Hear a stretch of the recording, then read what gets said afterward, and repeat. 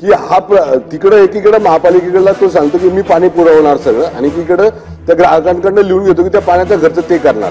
जर त्यांनी फसवलं असेल तर त्याच्यावर कारवाई केली पाहिजे आणि एसटीपी हे चांगल्या दर्जाचे बसवण्यासाठी आपल्या नियमामध्ये तशा संदर्भातला आपण प्रोव्हिजन केली पाहिजे। महेश दादांनी दोन्ही महत्त्वाचे मुद्दे या ठिकाणी मांडले आहेत। या संदर्भात नगर विकास विभागाला सांगून सुस्पष्ट सूचना देण्यात येतील की त्यांनी अल्टरनेट पाण्याची व्यवस्था काय केलेली आहे हे त्याला मेन्शन करावं लागेल आणि त्याचं जे काही खरेदी खत वगैरे आहे त्या संदर्भात अशा प्रकारे चुकीच्या गोष्टी त्याला टाकता येणार नाही। तर त्या संदर्भात नगर विकास विभागाला सांगून रेराला देखील कळवण्यात येईल। दुसरा विषय आपण जो मांडला तोही महत्त्वाचा आहे। याही संदर्भात सूचना देण्यात येतील की जो संबंधित बिल्डर आहे किंवा हाऊसिंग सोसायटी आहे तर बिल्डरनी त्याचं हँडिंग ओव्हर करत असताना किमान 4 ते 5 वर्ष हा एसटीपी सुस्थितीत त्या ठिकाणी चालवला पाहिजे आणि त्यानंतर तो हाऊसिंग सोसायटीला हँडओव्हर केला पाहिजे। अशा प्रकारचे निर्देश हे या ठिकाणी देण्यात येतील।